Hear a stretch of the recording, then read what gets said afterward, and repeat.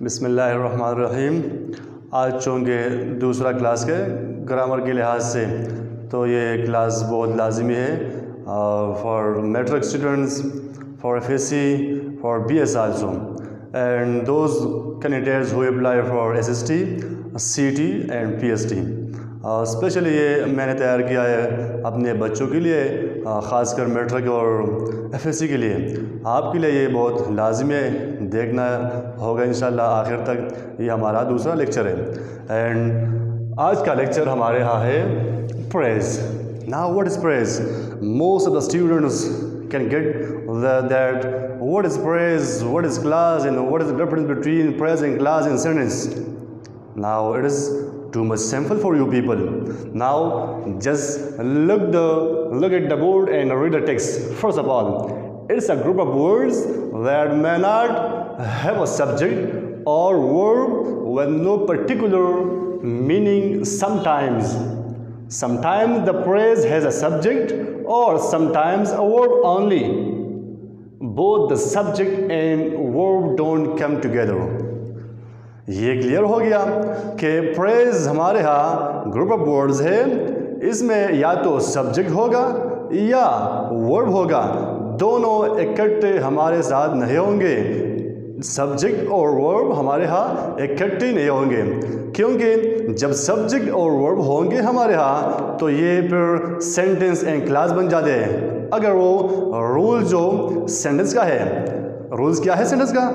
First letter begin with the capital letter and we put full stop, question mark और sign of exclamation at the end of question, at the end of sentence, and I the personal I which come for own self will be capital.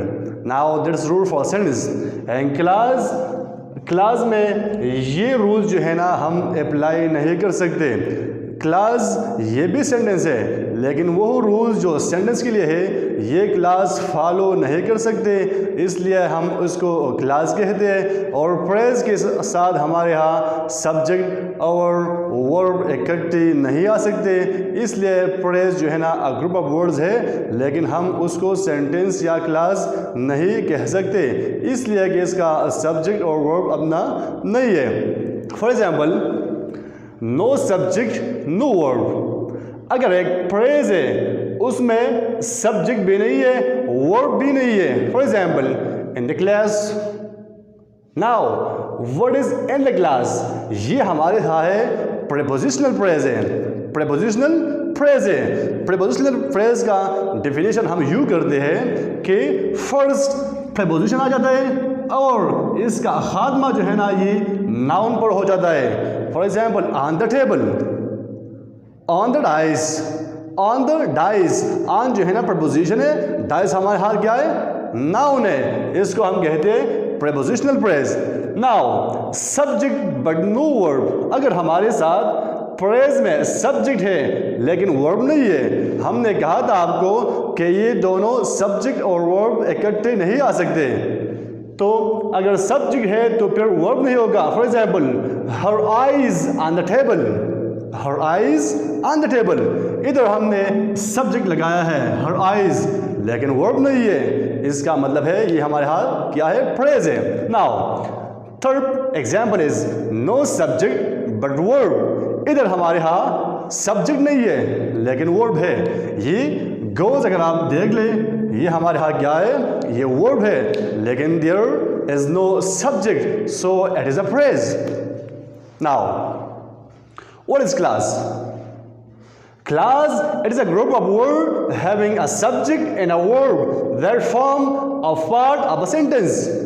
अभी class बिल्कुल बराबर से praise के class में हमारे साथ subject भी है, वर्ब भी है, लेकिन अब मुकाबला है सेंटेंस और क्लास के दरमियान। हम क्लास को सेंटेंस क्यों नहीं कह सकते? इसका वजह ये है, आसान सा हल है। आसान सा हल ये है, मैंने आपको पहले भी बताया कि सेंटेंस के लिए कुछ कवानीन है।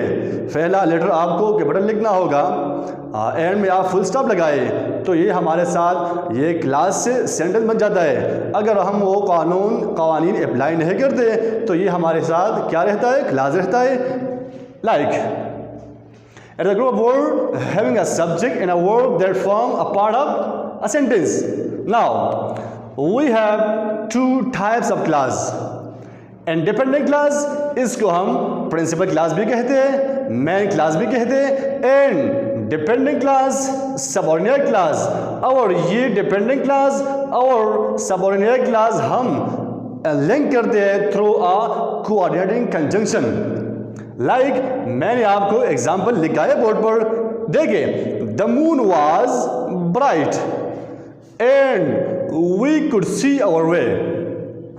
ये वाला हमारे साथ क्या है, ये इंडिपेंडेंट क्लास है, ये खुद अपना मीनिंग देता है, लेकिन हम उसको सेंटेंस क्यों नहीं कहते? इसलिए कि अगर हम इधर फुल स्टॉप लगाते हैं तो ये मुकम्मल सेंटेंस बन जाता है, लेकिन हमने इधर फुल स्टॉप नहीं लगाया है, हमने इधर लगाया है कोऑर्डिनेटिंग कंजंक्शन। इसका मतलब है कि हमारे साथ एक और क्लास भी है जो इस इंडिपेंडेंट क्लास से या प्रिंसिपल क्लास से या मेन क्लास से के अलावा ये मीनिंग नहीं दे सकते, इसलिए हमने डिपेंडेंट क्लास भी लगाया है। डिपेंडेंट क्लास क्या है? डिपेंडेंट क्लास ये है, वी कुड सी आवर वे।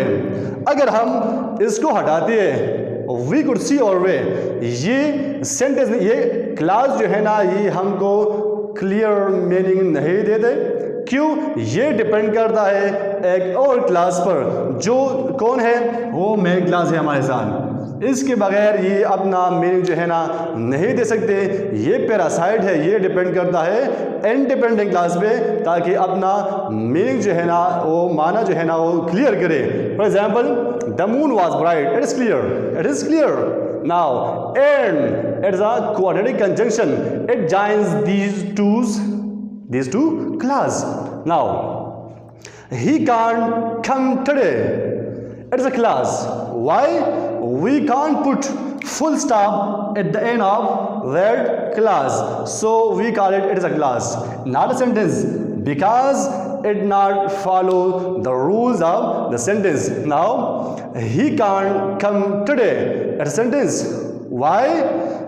इसने रूल्स जो है ना सेंटेंस के, वो बिल्कुल उस पर पूरा उतरते हैं, इसलिए हम उसको सेंटेंस कहते हैं। और इसके साथ भी अपना सब्जेक्ट है और वर्ब है, इसके साथ भी सब्जेक्ट है, वर्ब है, लेकिन फ़र्क क्या है? फ़र्क ये है, इधर हमने फुल स्टॉप लगाया है, पंक्चुएशन मार्क हमने लगाया है, और ऊपर जो सेंटेंस है उधर हमने वहाँ पर पंक्चुएशन मार्क्स नहीं लगाया है, इसलिए हम उसको क्लास कहते हैं, सेंटेंस नहीं कह सकते। And that is the end of the praise class and it's kind. इंशाल्लाह हम मिलेंगे दोबारा लेक्चर में, और आप देखते रहिए हमारे चैनल को। Thank you.